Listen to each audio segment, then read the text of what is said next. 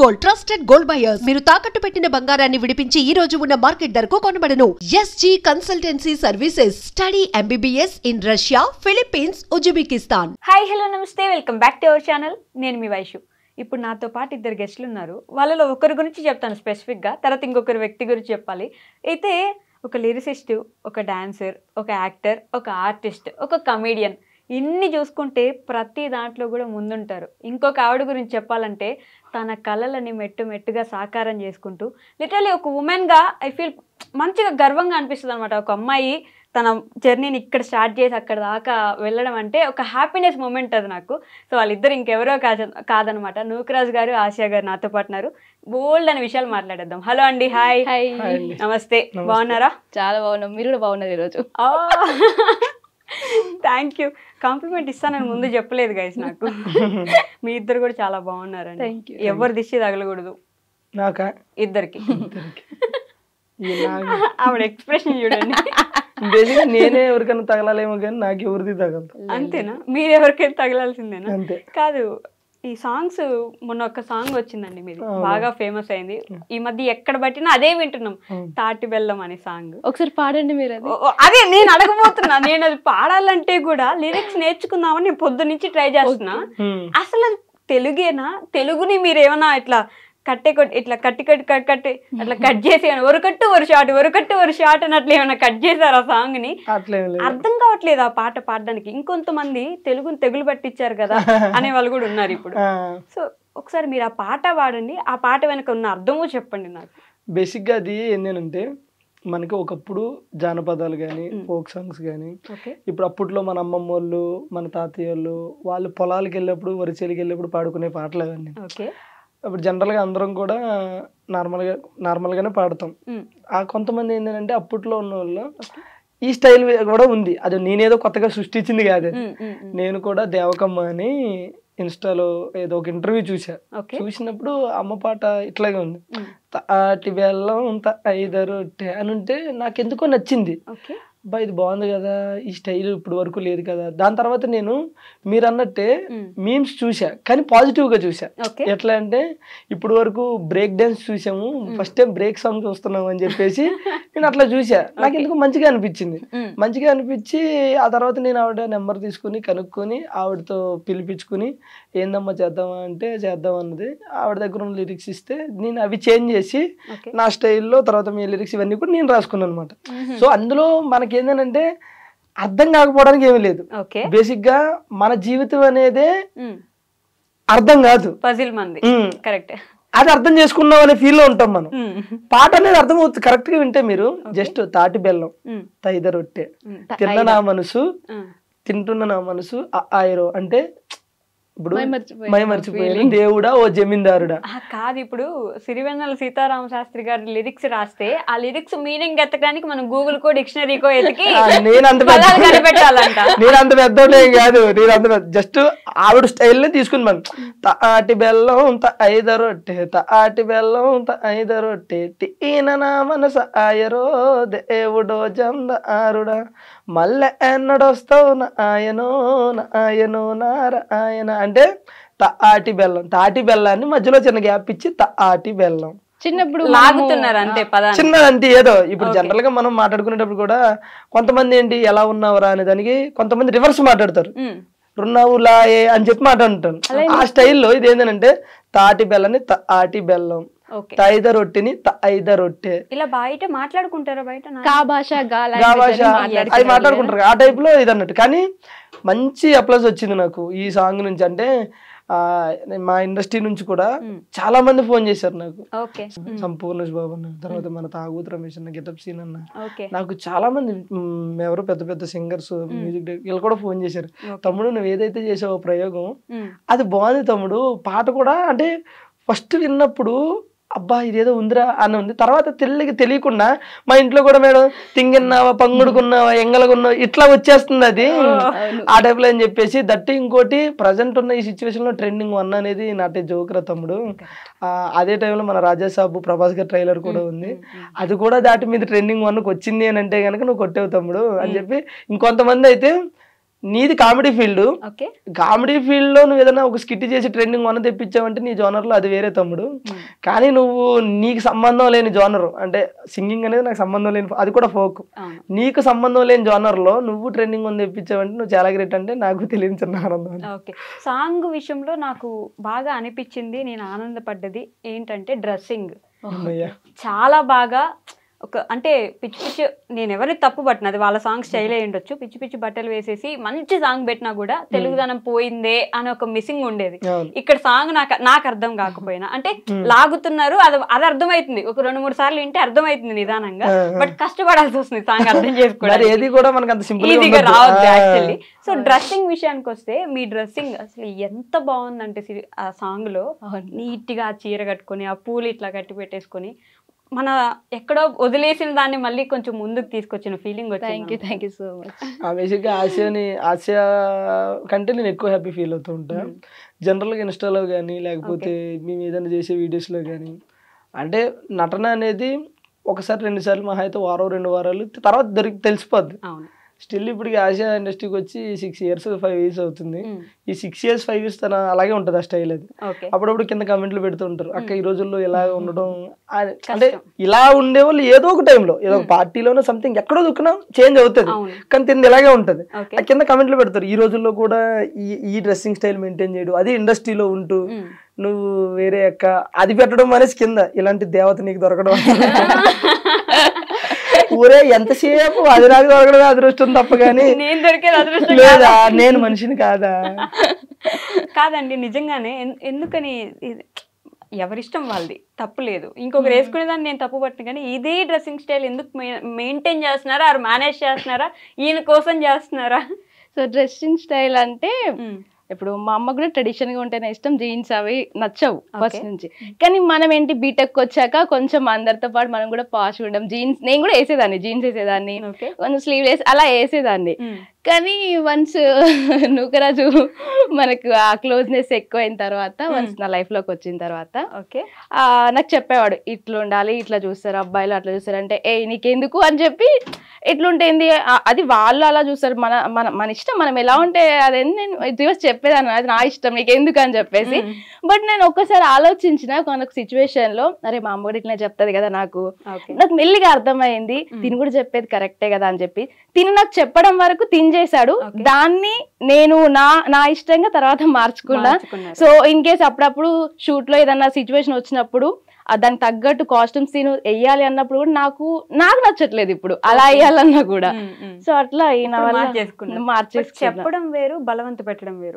నీకు అదే చెప్తాను, చెప్పడం చాలా డిఫరెంట్. బలవంత పెట్టడం లేదు, నువ్వు ఇదే వేసుకుంటే వేసుకో అని అంటే మీరు వేసుకునే వాళ్ళు కాదు, జస్ట్ చెప్పి వదిలేసారు కాబట్టి ఆలోచించి మార్చుకున్నారు, అంతేనా? అవును అంతే. బలవంత పెట్టారు చాలా అంటే నాకు భయపడేసుకుంటావా అని అంటాడు. కాదు నీకు భయపడదాన్ని అయితే నువ్వు లేనప్పుడు నాకు నచ్చినట్టు ఉంటాను, నువ్వు ఉన్నప్పుడు నీ ముందు యాక్టింగ్ చేస్తాను.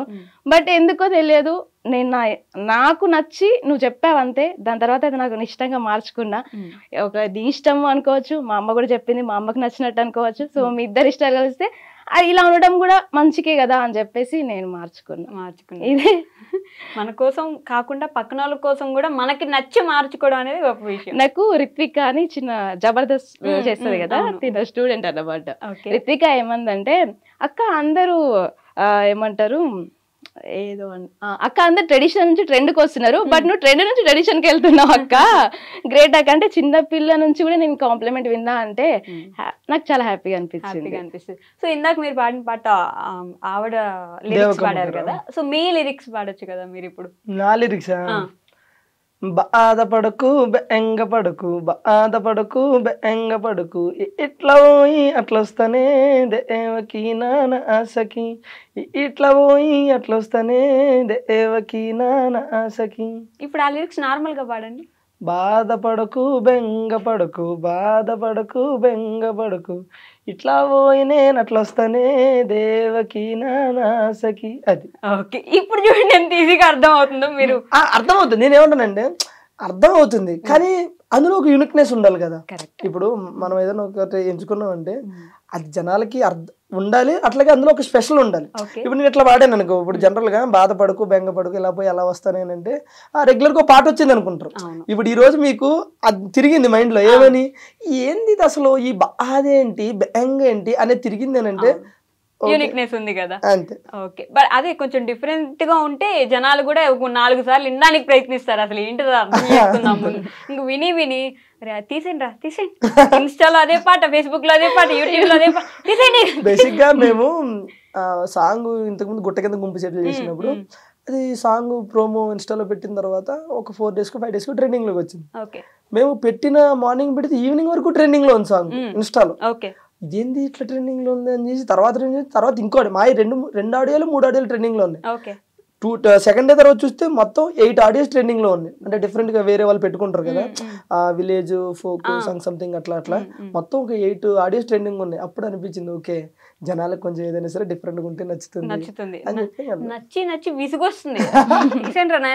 మేమే భయపడుతున్నాం, అయ్యో ఎంతగా వస్తుంది ఇన్స్టాలో, జనాలు తిట్టుకోవట్లేదు కదా అని చెప్పి. నిజంగా తిట్టుకుంటారండి, బ్లాక్ చేసేస్తా ఇంకోసారి మీరు పెట్టారంటే అన్నాళ్ళు ఉన్నారు మీ వీడియో. మాకు ఆశీర్వాదాలు, వాళ్ళు తిట్లే మీకు ఆశీర్వాదం. నాకెందుకో మీకు అన్యాయం జరిగింది అనిపిస్తూ ఉంటుంది. నాకా ఏం జరిగింది మీరే చెప్పండి. ఇప్పుడు ఆయనే పాటలు పాడతారు ఎందుకని, ఆ లేడీ సింగర్ ఇంకొక సింగర్ వస్తుంది, మీరు ఎప్పుడు పాడరు ఎందుకు? సరే ఇప్పుడు పాడిపోయింది నువ్వు ఆగు. సరే నేను అభిప్రాయం చేయనండి, అంటే ఒక్కరు ఎప్పుడు మీరు ఫీల్ అవుతున్నారు కదా, పాడితే ఆడియన్స్ కి అన్యాయం జరుగుతుంది అందుకని చెప్పి చాలా మంది అంటారు వాయిస్ బాగుంటది. జాను పాట కార్ లో మీ ఇద్దరు పోతుంటే జస్ట్ ఒక పదం ఒక లిరిక్ ఏదో పాడినారు, అప్పుడు బానే ఉంది. మరి అంత కర్ణ కఠోరంగా లేదు. సో ఒకసారి నువ్వు కావాలని ఇరికిస్తావు కదా. అట్లే లేదు, పాడు పర్లేదు. లేదబ్బా లేదు పర్లేదు మీరు కానీ వెయిట్ చేస్తాను. ఆయన స్టార్ట్ చేస్తే నేను చేస్తా కానీ నేను చేయను. మీరంటే పాట స్టార్ట్ చేస్తే ఆవిడ పాడుతుందంట. ఏం పాట పాడుతావు చెప్పు. చెప్పు ఇష్టం. నేను ఏదైనా పాడుతాను. నువ్వే చెప్పు. నేను ఏదైనా నువ్వు పాడు ఫస్ట్. ఏం పాట నీకు నచ్చింది పాడు. మనం రెగ్యులర్ ముసుగు వెయ్యొద్దు మనసు మీద, ఎగరనీయాలి కుర్రాల గుండెల్ని తుఫాను వేగాలతో. నువ్వు మరి అందుకే చెప్పా నువ్వు ఏం పాట పాడతావు చెప్పన్నాను, అదే పాడతా. అబ్బా రాజు ప్లీజ్ ఏదో రాజు పాపం ఆవిడకి వచ్చిన ఇప్పుడు మీకు వచ్చిన పాట నాకు తెలుస్తుందా? నువ్వు 6 years నుంచి ఉంటున్నావు, అంటే నాతో ట్రావెల్ చేస్తున్నావు, నేను ఏం పాడతాను నా ఇష్టాలేంటి నీకు తెలియదు, బట్ నీకేం నచ్చుది, నీ ఇష్టాలేంటో నాకు తెలుసు. నచ్చుది చెప్పు. నీకేం నచ్చుతుంది? నీకు జబర్దస్త్ నచ్చుద్ది, నీకు యాక్టింగ్ నచ్చుద్ది, నీకు సాంగ్స్ నచ్చుతాయి. లైవ్ లో కొట్టుకుంటున్నా నూకరాజ్ గారు, ఆశయ గారు దొరికిందా తమ్ముళ్ళు? ఓకే పాట ఏది? పాట పాడనా కీర్తన. నిజంగానే భయపడతారు మీకోసం. నేను ఇప్పుడు బాగా పాడాను అనుకోండి, నెక్స్ట్ ఆఫర్స్ వస్తాయి, రాజుకు అందరంత దూరం వెళ్ళిపోతా, ఎందుకు వాళ్ళకి అవసరమా? అందుకే నేను పాడిపోయి ఇప్పుడు కూడా మీరు అన్నందుకైనా నెక్స్ట్ నేను ఒక సాంగ్ పాడబోతున్నాను, రెడీగా ఉండండి. ఇప్పుడు కాదు, మన సాంగ్ రాబోతుంది. కాదు నిజంగానే ఏంటి కొత్తది ఏదో రేపు రిలీజ్ చేస్తున్నారంట. రేపా? మీది యాక్టింగ్ చేసినట్టున్నారుగా. చూసారా? చూడకుండా ఉంటానా? అది ఆ ప్రోమో వస్తుంది రేపు పొద్దున, వేరే వాళ్ళ సింగింగ్, మమ్మల్ని యాక్టింగ్ చేసొచ్చు. కాదండి మీరు పూర్తిగా జబర్దస్త్ నుంచి ఈ షార్ట్ ఫిల్మో లేకపోతే సాంగ్స్, అది కూడా ఫోక్ సాంగ్స్ ఎందుకని చూస్ చేసుకుంటున్నారు? అట్లేం లేదండి, బేసిక్ గా అది ఎప్పుడు ఉంటది. మనం రెగ్యులర్ గా ఈ సాంగ్స్ చేయాలి అని కాదు. ఫస్ట్ నుంచి మనకి సాంగ్స్ అనేది కొంచెం ఇంట్రెస్ట్, అలాగే ఇష్టం. ఫస్ట్ ఆఫ్ ఆల్ ఈ తెలంగాణ ఫోక్ అనేది నాకు ఇష్టం. బేసిక్గా నాది ఆంధ్ర, నాకు తెలంగాణ ఫోక్ అంటే ఇష్టం. తెలంగాణ అమ్మాయి అన్న కూడా ఇష్టమే. రెండో తప్ప ఫస్ట్ అంటే ఇష్టం నాకు. దీనికోసమే ఫ్రెండ్స్ మీరంటే ఇష్టం లేదంట, పైకలా చెప్తాడు కానీ లోపల ఉంటది. నీ దండం పెడతా నన్ను అడిగింది చెప్పని. సో అయితే ఇంకా సాంగ్స్ అంటే ఇంట్రెస్ట్. ఫస్ట్ ఒక సాంగ్ చేసాం, సాంగ్ చేసిన తర్వాత అది ఎంత 1.1 million 2 million వెళ్ళింది. వెళ్ళిన తర్వాత ఓకే మళ్ళీ మన వర్క్ మనం చేసుకుంటున్నాం. మళ్ళీ ఒక 6 months గ్యాప్ ఇచ్చి ఇంకో సాంగ్ చేసాం. అంటే మనం ఏదో ఒక ప్యాషన్తో చేస్తున్నాం కానీ ఏదో ఈ మొత్తం ఇటు కన్వర్ట్ అయ్యి లేకపోతే ఇందులోనే మనం ఏదో చేయాలన్నట్టు కాకుండా నాకు ఇష్టం, నాకు ఎప్పుడు ఖాళీ ఉంటే అప్పుడు ఆ ఖాళీని చూసుకుని చేసుకుంటూ వెళ్తున్నాను. అంత స్పెసిఫిక్ గా దీనికోసం స్పెసిఫిక్ గా అంటే ఇష్టం, అవంటే ఇష్టం. కాకపోతే మనకు ఖాళీ ఉన్నప్పుడు అప్పుడప్పుడు ఒకటి అన్నట్టు. ఓకే, బట్ లిరిసిస్ట్ గా సింగర్ గా అలా మారిపోతూ ఉన్నట్టున్నారు. నేనే షాక్ అండి. ఆయన బాధపడకు బెంగపడక లిరిక్స్ రాసినప్పుడు అంటే ఫీమేల్ లిరిక్స్ మాత్రం దేవకమ్మ గారు రాసిరు, మేల్ లిరిక్స్ లేవు. ఓకే, ఈయన రాసిండు. నాకు అది అక్కడ మ్యూజిక్ కూడా దేవకమ్మవే అప్పుడు స్టైల్ ఉండే, ఫస్ట్ స్టైల్ అవి ఉంటే నేనేం చేశాను, వాటిని మళ్ళీ మన జనరేషన్ తగ్గట్టుకు మార్చడం. మేల్ లిరిక్స్ ఏమి లేవు. మేల్ లిరిక్స్ ఏమి లేకపోతే అమ్మాయి ఏంది పరిస్థితి అని అడిగా. నాకేం వస్తుంది నాయన, అప్పట్లో పాటలు పాడుకున్నావు నాయన అంటే అవునా తల్లి అని చెప్పేసి నేను కూర్చొని రాసి అమ్మ నేను రాశాను, అవి కరెక్టో కాదో సెట్ అవుతాయి లేదో చూడని ఫస్ట్ ఇది పాడా. బాధపడకు దేవకి నా సఖి అంటే నవ్వుతుంది. ఎందుకు నవ్వుతున్నావు అమ్మ అన్న. నా పేరు నీకు తెలుసా అంది. తెలియదు తల్లి అంది. నా పేరు దేవకమ్మ, నువ్వు దేవకనే పెట్టావు అందులో. అయ్యో తెలియదమ్మా, ఏదో ఆటోమేటిక్ గా రాశాను వచ్చానని చెప్పి. లిరిసిస్ట్ అంటే ఏమో లిరిసిస్ట్ కాదండి. నేను జనరల్ గా ట్యూన్ ఉంటే నా వంతు ప్రయత్నం చేస్తా, నేను రాయగలుగుతా. ఎందుకంటే బేసిక్ గా నేను షోలు గిలు ఇవన్నీ రైటింగ్ నేను రాసుకుంటూ ఉంటా. ఏదైనా ట్యూన్ ఎవరన్నా కడితే రాసుకుంటా. ఖాళీగా ఉన్నప్పుడు నాకు నేను బాత్రూమ్ లోకి వెళ్ళాను అనుకో, లిటరేచర్ చదువుకున్నారా మీరు? ఏం చదువుకోలే. మామూలుగా ఏం చదువుకున్నారు? నేను డిప్లొమా. డిప్లొమాకి అసలు దీనికి సంబంధమే లేదు కదా. లేదు, అదే కదా నేను అంటుంది. నాకు యాక్టింగ్ కి నాకు కూడా సంబంధం లేదు, చేయట్లే. Multi talented. మీ ఇంట్లో ఎవరికైనా ఇంట్రెస్ట్ ఉంది లేదా అప్పట్లో లిటరేచర్, అది సాహిత్యం? ఎవరికి లేదు. అంకుల్ పాడతారన్నమాట. మా నాన్న జస్ట్ పాడతాడు, బాగా పాడతాడు మా నాన్న. అక్కడ నుంచి కొంచెం అట్లా పాడడం వచ్చింది. లిరిక్స్ రాయడం అనేది గ్రేట్, నేనే ఒప్పుకున్నా. దాని తర్వాత ఇంకొక సాంగ్ ఇప్పుడు కాదు కానీ ఈ సాంగ్ టోటల్ గా ట్యూన్ లిరిక్స్ అన్ని నేనే రాశా. నెక్స్ట్ ఇప్పుడు వచ్చేది, రేపు వచ్చేది కాదు, త్వరలో వస్తుంది. అబ్బిగో అని, అబ్బిగో సాంగ్ అని చెప్పేసి త్వరలో వస్తుంది. అది కూడా స్టార్టింగ్ ఒక లైన్ దేవకం దగ్గర తీసుకున్నాము, అంటే రబ్బిగో అని చెప్పేసి అది ఒక్క లైన్ అమ్మ దగ్గర తీసుకున్నాము. దానికి ముందు మొత్తం స్టార్ట్ నుంచి ఎండ్ వరకు నేను ట్యూన్ అనుకుని నేనే లిరిక్స్ రాసి, నేను లిరిక్స్ రాసినవి ఒక 3 సాంగ్స్ ఉన్నాయి. అవి యుద్ధం చేయబోతున్నాయి నెక్స్ట్. అది త్వరలో, అంటే జనాలు ఎంతవరకు యాక్సెప్ట్ చేస్తారని చూడాలి. ఒకటైతే ఒక్క సాంగ్ ఉంది, ఆ సాంగ్ అయితే అందరికీ నచ్చుతుంది. ఐ థింక్ మీ అమ్మాయిలకి నచ్చకపోవచ్చు, ఎందుకంటే అది మీ మీదే రాసి ఆపోజిట్ గా. అమ్మాయిలు ఎట్లా మోసం చేస్తారండి? ఇంకా దానికి చెప్తే కదా యాక్సెప్ట్ చేయడానికి. నాకు చెప్పలేదు. అది ప్రేమ అంటే అది కదా, ఇది పిచ్చోళ్ళు రైపోర్లు అంటే పూర్తిగా చెప్పలేదు, జస్ట్ పల్లె వరకు ఉంటది కదా, అది చెప్పారు. సో ఆ సాంగ్ అయితే జనాలందరికీ నచ్చుతుంది నేను అనుకుంటున్నాను. అబ్బాయిలందరికీ నచ్చుద్దని చెప్పాలి మీరు. మీరు కూడా కనెక్ట్ అవుతారు, మీరు చేసే ఉంటాయి అందులో. సీరియస్ గా మీరు చేసి అది వద్దులే, ఇంకా సీరియస్ గా మీరు చేసే ఉంటాయి అన్నమాట. అలా అందరు అమ్మాయిలు చేయరు అబ్బా, కొందరు జెన్యూన్ గా ఉంటారు. అలాగని అందరు అబ్బాయిలు పర్ఫెక్ట్ గా ఉండరు. ఓకేనా? ఒక 2 లైన్లు పడతా సాంగ్, మీరు కనెక్ట్ అవుతారు చూడండి. ఒక అబ్బాయి అంటే సాంగ్ లోనే డార్లింగ్ రీఛార్జ్ చేసి వచ్చిందా అన్నాను.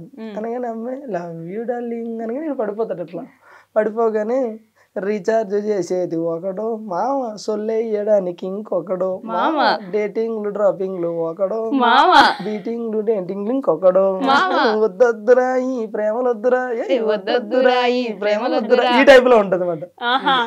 సో కాబట్టి జనరల్ గా లేడీస్ ఏం చేస్తారు అవన్నీ అందులో ఉంటాయి. అబ్బాయిలందరూ మంచి పద్ధతులు, సాంప్రదాయ శుద్ధ పూసలా, పూసలు కాకపోవచ్చు కానీ పూసలు